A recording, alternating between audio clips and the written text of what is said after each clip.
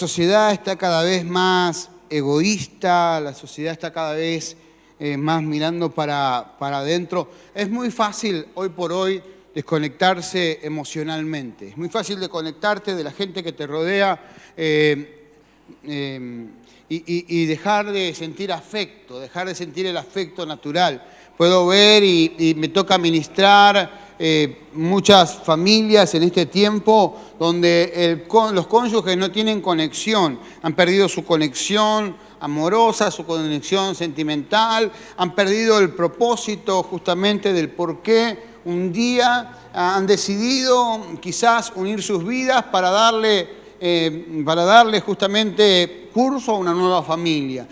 Hay personas o padres o hijos que se desconectan de sus padres, que no están justamente allí alineados ni siquiera a los pensamientos. Claro que hay matices dentro de las relaciones, claro que hay tiempos en los cuales a veces se pone difícil el asunto, a veces hay situaciones que justamente conllevan o traen problemáticas, discusiones, pero uno no puede vivir desconectado. Parece mentira, ¿no? Pero el avance de la tecnología, que puede ser una bendición y puede ser muy bueno para ciertas cosas, también es contraproducente en esto de la desconexión, entre familias. ¿Cuántas personas o cuántas familias cenan y no están conectados en su cena o en su almuerzo, en su comida? No están conectados. Están desconectados, están mirando el celular, le ponen el celular ahí al chico para que justamente no moleste. ¿Cuántas personas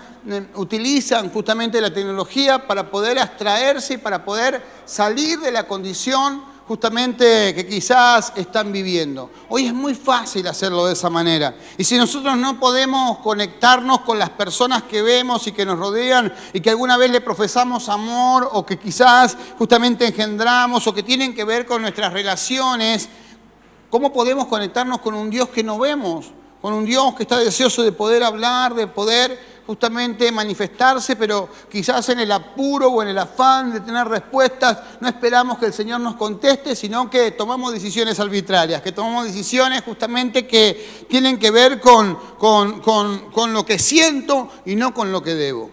Y es interesante, porque muchas veces quedamos atrapados en problemas enormes, porque no tomamos un tiempo para meditar qué es lo que Dios quiere, qué es lo que Dios desea hacer, qué es lo que Dios intenta hacer con tal o cual situación. Lo primero que hacemos es echarle la culpa a los demás. No, la culpa la tiene él, la culpa la tiene ella, la culpa la tiene aquel o el otro. No, yo no puedo avanzar porque no me dejan ahí, porque en el trabajo me hicieron esto, porque en la iglesia me hacen lo otro. Pero no hago una mirada retrospectiva, a ver cómo estoy parado yo frente a mi relación con Dios para poder vivir una vida bendecida. ¿Cuántos quieren ser bendecidos acá? Yo me imagino que todos queremos ser bendecidos, si no, no tendría sentido. Si yo no tengo expectativas en Dios, entonces, ¿en qué circunstancias voy a tener expectativas? Yo no tengo expectativas justamente de que Dios haga algo y transforme algo en mi vida y transforme algo en mi ser.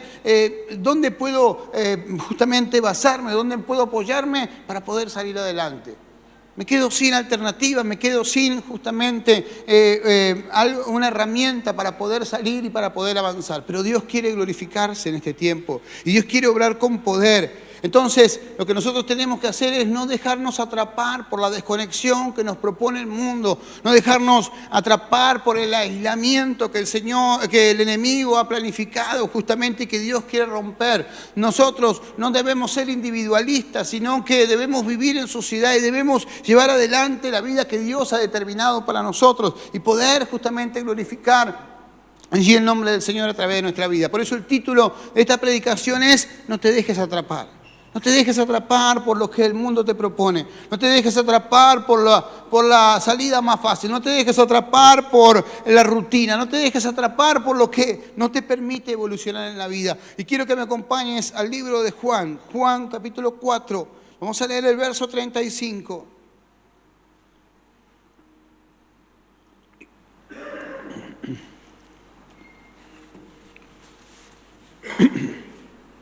Juan capítulo 4, verso 35. Dice la palabra: ¿no dicen ustedes, aún falta 4 meses para que llegue la siega?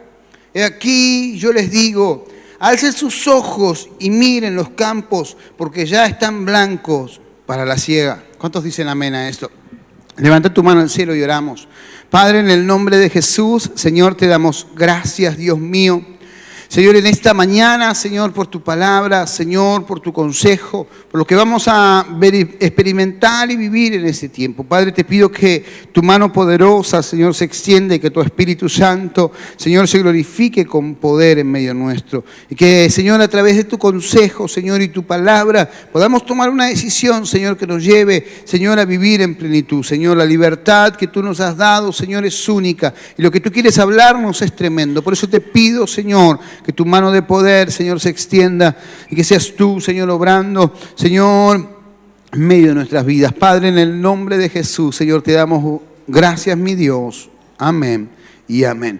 Y lo que vamos a plantear en esta mañana son 3 palabras claves para vivir bendecidos. Y lo primero que quiero hablarte justamente, o que la primera palabra que quiero nombrarte hoy es conexión.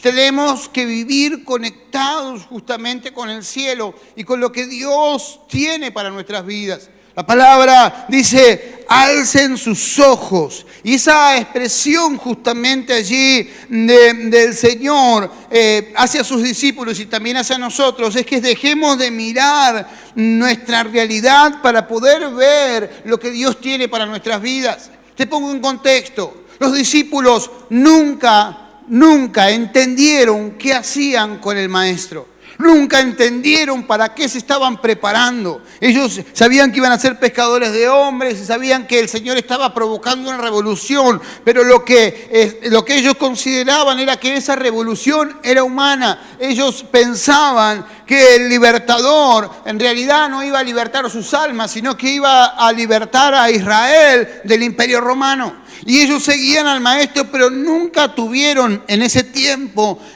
justamente la conexión necesaria con el propósito para sus vidas. Vivían mirando su presente y su día de hoy. Solamente cuando el Espíritu Santo se manifestó allí al final, o al principio del libro de los Hechos, al final de la historia de Jesús en la tierra, antes de ascender al cielo, y luego ahí cuando recibieron el Pentecostés, ahí se les fue revelado por medio del Espíritu Santo lo que habían asimilado y asumido. Pero durante el peregrinar de Cristo en la tierra, los discípulos lo único que hacían era contextualizar de manera humana lo que estaban viviendo. No tenían perspectiva de futuro, no veían justamente allí para qué el Señor los estaba preparando. Vivían en su presente, vivían en su realidad. Por eso el Señor les dice, alcen los ojos y miren hacia arriba, levanten su vista y un panorama diferente. Dios es grande y ha preparado y promovido algo extraordinario para aquellos que le busquen. Miren más allá de sus circunstancias. No podemos vivir mirando la coyuntura de nuestras vidas. Coyuntura significa conjunto de circunstancias, factores y condiciones que caracterizan una situación en un momento o un lugar determinado, generalmente de forma temporal. ¿Qué quiere decir esto? Muchas veces nosotros somos reaccionarios. Me está pasando esto y solamente me ocupo de lo que me está pasando y no puedo ver más allá de esta circunstancia. Hay días que no puedo dormir por los problemas que tengo. Hay situaciones ahí que me llevan a tomar decisiones de vida. De decir, bueno, me separo de mi esposa, de mi esposo. Dejo que ellos hagan esto, lo otro con respecto a mis hijos. Suelto un trabajo porque no creo que sea de bendición y tomo decisiones de vida en tiempo de crisis. ¿Por qué miro la coyuntura? Porque miro justamente allí a mi alrededor los factores que tengo que por lo general son temporales. Una crisis se termina cuando yo determino en mi corazón arrepentirme, pedir perdón y poder solucionar la crisis que estoy viviendo. Pero sin embargo, como miro la coyuntura, comienzo a maquinar en mi mente mis problemas y mis situaciones y comienzo a sacar conjeturas desde mi dolor o de mi aflicción y lo que hago es tomar una decisión contraria a la que tengo que tomar. Los discípulos estaban viviendo su coyuntura. Venían hacia Jerusalén. El Señor iba a ser entregado. Pocos días después iba a ser entregado justamente allí para morir por vos y por mí. Y de repente vienen caminando y dice, tenemos hambre. Y el Señor les dice, vayan ustedes, estoy cansado. Me siento acá bajo un árbol y ustedes vayan a comprar comida y vuelvan. Y se fueron todos a comprar comida. Lo dejaron al maestro solo. Dejaron a Jesús solo abajo un árbol. Ninguno dijo, vayan ustedes, yo me quedo con el maestro. ¿Para qué vamos a ir 11 a comprar? ¿Cuánto vamos a comprar? 5 costillares, ¿qué vamos a comer? Iban a comprar hogazas de pan. Estaban al lado de un pozo de agua para tomar agua de ese pozo. Tenían que caminar 3 kilómetros de ida y 3 kilómetros de vuelta. Estaban considerando dejar al maestro como 2 horas o 3 horas solo.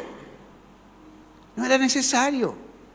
Pero estaban justamente allí inmersos en su coyuntura. Tengo hambre, estoy cansado de escuchar a este hombre, no sé qué me pasa, bueno, yo me voy a caminar, a distraerme, ¿no? ¿Conoce a alguien que se va a caminar y distraer, desaparece así, tiene una bomba, se desconecta? Está en la casa, pero no está. ¿Cómo te fue hoy? Bien. Está desconectado. Ellos se desconectaron. ¿Y sabes? Muchas veces nosotros viviendo en la coyuntura de nuestra vida y ocupándonos del hambre que tenemos, de ir a comprar pan, de hacer esto, de lo otro, dejamos al maestro solo. Nos apartamos del Señor. No escuchamos su consejo. No tomamos en cuenta su razonamiento. ¿Qué vamos? A comprar pan.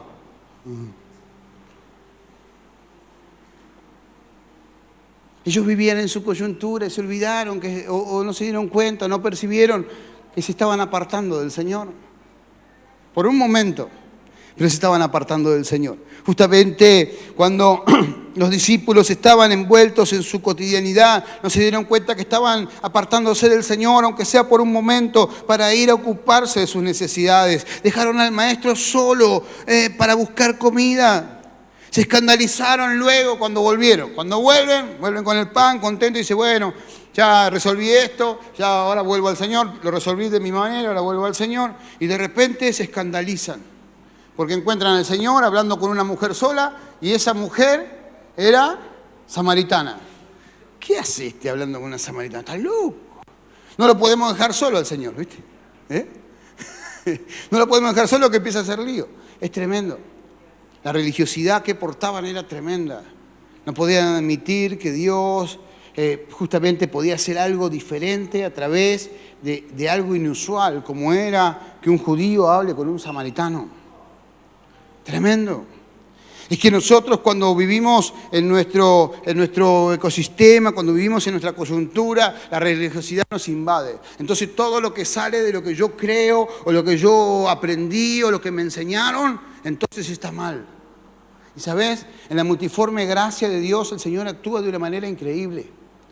El Señor puede obrar con poder y con autoridad, pero mientras que yo esté obsesionado justamente con resolver mis crisis, mis dificultades, mirando en mi entorno, en mi ecosistema y mirando a mi alrededor y solamente en lo que estoy viviendo, nunca voy a poder entender que Dios tiene cosas increíbles para mi vida. ¿Por qué? Porque me voy a ver limitado. ¿Cuántos acá se han sentido limitados alguna vez en algo?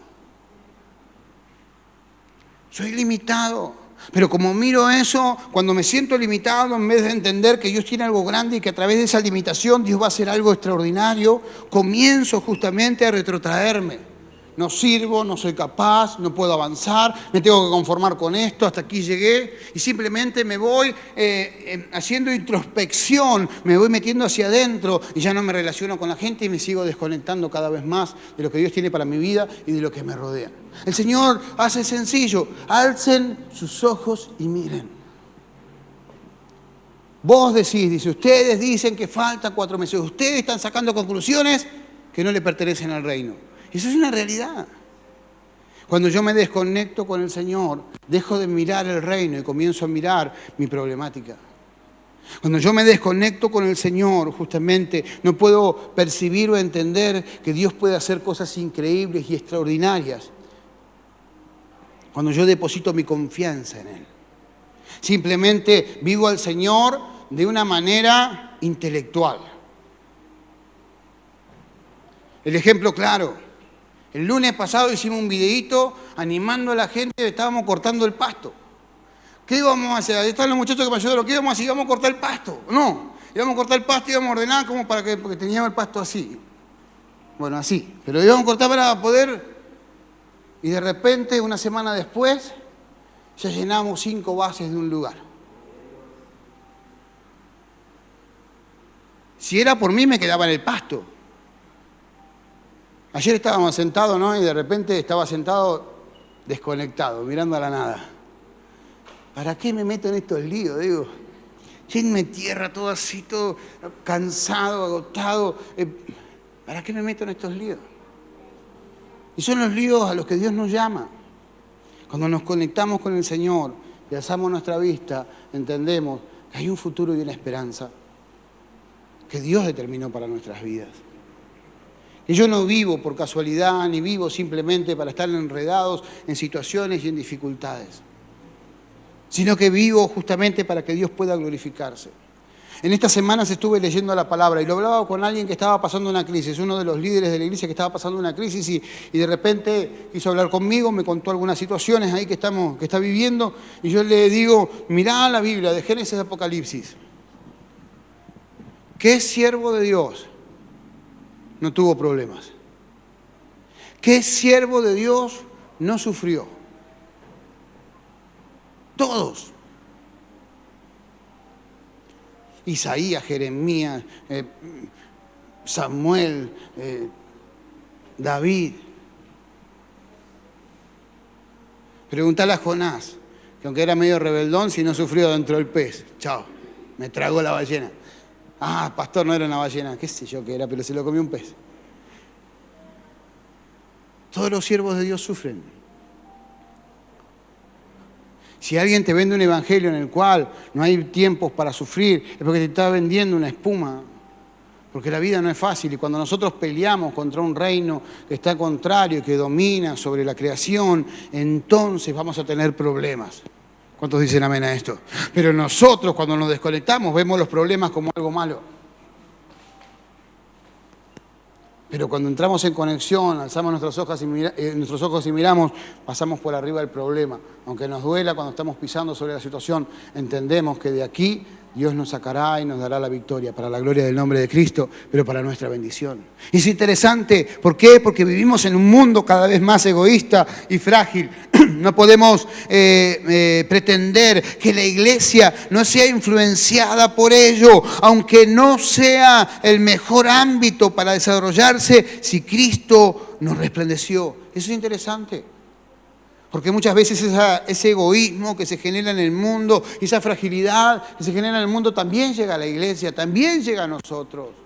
Ay, no se me puede decir nada, porque si me dicen algo me voy. Ah, no, yo me voy a hacer una oveja obediente, bendíceme, dame, ayúdame. Y es interesante. Porque eso llega a la iglesia, porque vivimos en un mundo que es cada vez más frágil y cada vez justamente allí más egoísta, más hostil. Y aunque ocurra, no quiere decir que esté bien, pero ocurre. ¿Qué tenemos que hacer nosotros? Alzar nuestros ojos y mirar. Alzar nuestros ojos. Porque arriba de cada crisis, arriba de cada dificultad, Dios tiene poder para revertirlo. Hay que conectarse con la identidad que Dios puso dentro nuestro. Dios puso una identidad.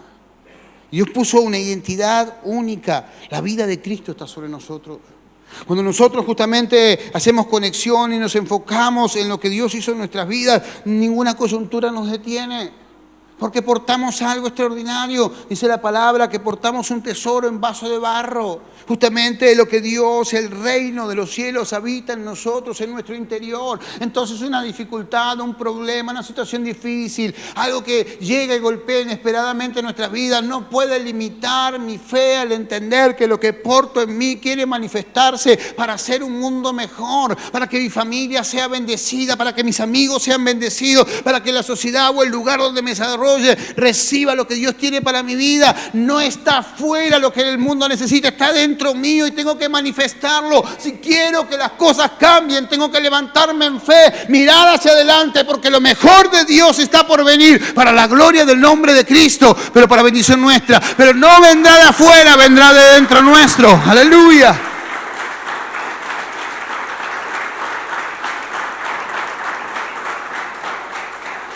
Lo segundo que quiero hablarte, o la segunda palabra, es enfoque. La primera es conexión, la segunda es enfoque. ¿Sí? Sabés que yo tengo un problema, ¿viste? Yo veo bien de cerca, pero veo mal de lejos. Entonces, si yo me saco los lentes acá y me acerco un poquito, veo bien, pero a vos no te veo ni como árboles que se mueven. Y estás a un par de metros. Entonces tengo que bajar la mesa para que me quede más lejos la letra, para que la pueda ver bien y te pueda ver bien a vos. Si no, es como que le predico a las paredes, porque uno está. Encima que no hace un gesto, no hace un ruido, imagínate, me siento solo. Pero es interesante porque tenemos que justamente enfocar. Mirar no es una acción, sino una condición. Y es interesante. ¿Por qué? Porque la acción es la de ver. Yo veo, esa es mi acción, estoy viendo. Pero mirar es una condición meditante. Yo medito, que saco conclusiones de lo que veo. Entonces Él no dice, alza tus ojos y ve. Alza tus ojos y mirá. Ten una condición meditante de lo que estás observando, de lo que estás viendo. Tenés que sacar conclusiones, tenés que justamente entender que el reino de los cielos no se manifiesta ni se mueve como yo pretendo, como yo entiendo, sino que se maneja de manera independiente, porque Dios es soberano para hacer lo que tiene que hacer de una manera en la que quiere hacerlo. Entonces, Él lo mira a sus discípulos y dice, ustedes andan con el pan, con el agua, juzgándome, porque yo estoy hablando con una samaritana, pero ustedes no deben levantar la vista y mirar, ¿qué ven? Y por allá se veía un montón de gente que venía a caminar. Y algunos podían decir, bueno, pero vienen al campo a cosechar. Era gente que venía a escuchar al Señor. Eran almas que estaban deseosas de poder ser salvas. Cuando yo miro, cuando yo comienzo a meditar en lo que estoy observando, entonces puedo sacar conclusiones espirituales que me llevan a tomar buenas decisiones para poder avanzar y evolucionar en la vida y salir de la coyuntura que me tiene atrapado en mi individualismo y en pensar y entender que justamente yo estoy en la tierra para bendecir al otro. Porque el evangelio es el otro. ¿Cuántos tienen familiares que no conocen al Señor? El evangelio es ese. Si vos ya estás dentro del barco. Si vos ya tenés la vida resuelta. Pensando en esto que te decía, que los siervos de Dios sufren. Los siervos de Dios sufren. Porque la recompensa viene con Cristo. Ya estamos dentro de la barca, ya estamos dentro del bote correcto. Pero tenemos que subir cada vez más personas al bote. Porque el evangelio es el otro. Y cuando tenemos una observación y cuando vemos de manera natural, no podemos entender que nosotros somos la respuesta para un mundo que se pierde. Nos minimizamos, no tenemos nada, no contamos con nada. Tengo mi vida un desastre, no me puedo acomodar. Tengo que andar mintiendo y justamente mostrar que mi familia es la familia Ingal, porque tengo miedo a ser vulnerable, como si eso afectaría mi vida, con tal de que justamente guardar o retener algo en mi vida. Pero cuando yo entiendo, cuando yo miro, cuando yo observo de manera espiritual, saco conclusiones y miro mi realidad y no me gusta, pero entiendo que Dios puede transformarla, entonces puedo comenzar a ocuparme de lo que me tengo que ocupar, de lo importante, para que Dios pueda glorificarse. Con la mirada se profundiza. Cuando Jesús le propone mirar a sus discípulos, los invita a valorar lo que ven, concentrados y enfocados, identificando lo espiritual respecto a lo que requiere atención. Es interesante. Pero Dios siempre te invita a mirar. Dios siempre te invita a profundizar en lo que estás viendo. Cuando uno va a tirar un tiro con unos cazadores, ¿qué hace? ¿Dónde pone el ojo? En la mira. Que te permite justamente hacer foco para poder disparar a gran distancia. Lo que el Señor nos propone al mirar es decir, enfócate en lo que es realmente importante. Deja de perder el tiempo en las cosas que no tienen peso eterno. Y cuando Él te propone esto, te está diciendo, con eso mismo, O a través de eso voy a traer respuesta para lo que te duele, para tu sufrimiento, para tu agonía, para tu malestar. Pero justamente lo haré cuando te vas a enfocar en lo que yo quiero que hagas. Y eso es interesante. Vivimos de manera emocional. Estamos tomados justamente por un espíritu donde lo que me molesta o me duele es malo. Y lo que me hace reír y me agrada es bueno. Y estoy dejando de mirar y de enfocarme en lo que Dios tiene para mi vida. Y simplemente me baso en lo que tengo por delante. ¿Y sabes qué? Mirar es un acto de fe. Cuando yo me vuelvo analítico y lo que estoy viendo lo comienzo justamente a analizar de la manera correcta, voy a encontrar respuestas a un montón de cosas. En Hebreos 12:2 dice, puesto los ojos en Jesús, el autor y el consumador de la fe. Lo conocen todo, ¿verdad o no? En el original griego se escribe la frase queda así, miren atentamente hacia adentro de Él por medio de la fe. Nosotros estamos acostumbrados a ver lo que nos rodea y tenemos que mirar a Jesús, interiorizarnos en lo que Jesús nos entregó al momento de morir en la cruz por vos y por mí. Tenemos un mundo que nos pertenece, un reino que nos pertenece. Yo no puedo entender que hay personas que en la primera de cambio quieren abandonar al Señor, no lo entiendo. Pero a la luz de esta palabra puedo justamente mirar y puedo observar que tienen su vista en la realidad, en lo cotidiano. Y no en lo que Dios puede hacer a través de lo cotidiano. Y el Señor quiere glorificarse con poder. La tercera palabra justamente que para poder vivir bendecido es aceleración. Mira que tenés al lado y decirle, movete. San Carlitos Balá decía, el movimiento se demuestra andando. Dice la palabra, los campos, porque ya está en blanco para la siega. Es interesante, porque muchos de nosotros no podemos justamente vivir una vida bendecida porque siempre estamos en el mismo lugar. Siempre estamos procrastinando nuestras decisiones. Mañana. Es como el colito de la canilla, ¿viste? ¿Cuándo va a cambiar el colito de la canilla que gotea? Mañana. Y ese mañana nunca llega, ¿verdad o no? Acá no pasa, pero otros hombres en otro lado lo hacen, ¿no? Vivimos procrastinando decisiones, cortar con una relación, cambiar justamente de hábito, no permitir ciertas cosas y bueno, y mañana y me da pena y esto y lo otro y no sé qué hacer y aquello. Y nosotros tenemos que vivir al ritmo que se mueve el reino de los cielos. Y el reino de los cielos es dinámico. El lunes pasado cortábamos el pasto, hoy ya tenemos la mitad de las bases llenas. El mundo, el reino de los cielos es dinámico. Y te lo hago y te lo muestro con un ejemplo recontra banal, un poco de cemento en unas columnas. El reino de los cielos se mueve y se mueve de acuerdo a mi disposición.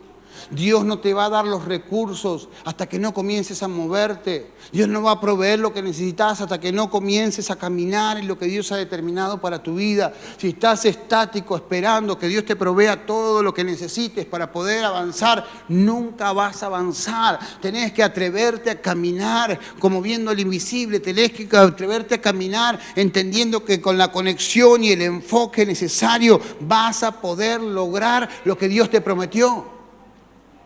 O lo que Dios te propuso. Nunca vas a tener los recursos para poder hacer lo que realmente querés desarrollar o Dios te mandó a desarrollar. ¿Sabes por qué? Porque somos insaciables. Porque no importa lo que tengamos, siempre queremos más. Acá no pasa, por eso no dijiste amén. En otro lado. Tengo 10, quiero 11. Tengo 11, quiero 12. Encima me quejo. No, pero no me alcanza.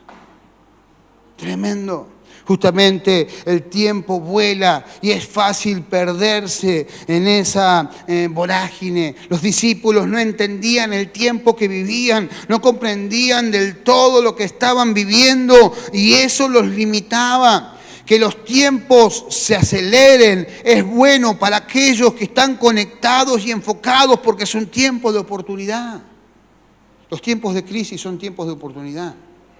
Y que el tiempo se acelere y se te vaya entre los dedos es un tiempo de oportunidad, pero tenés que caminar al ritmo de la vida, tenés que caminar al ritmo de lo que Dios te propone.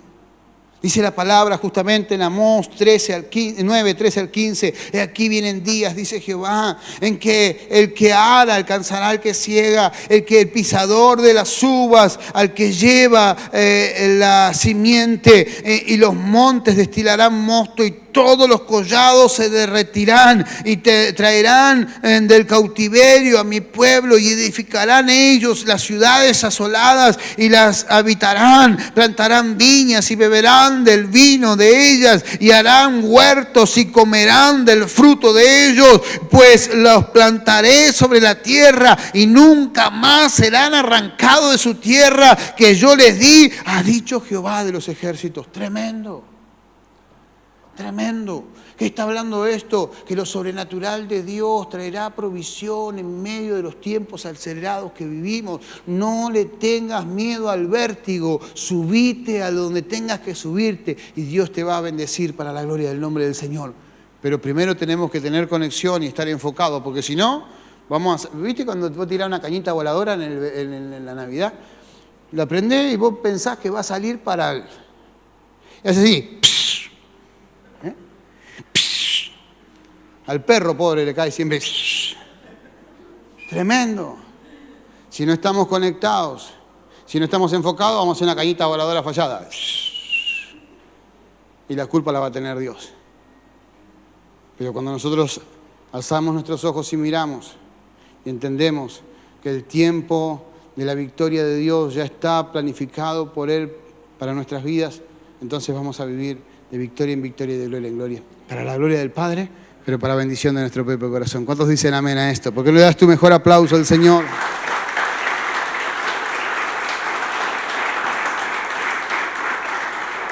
¿Te animás a ponerte en pie allí donde estás por un instante?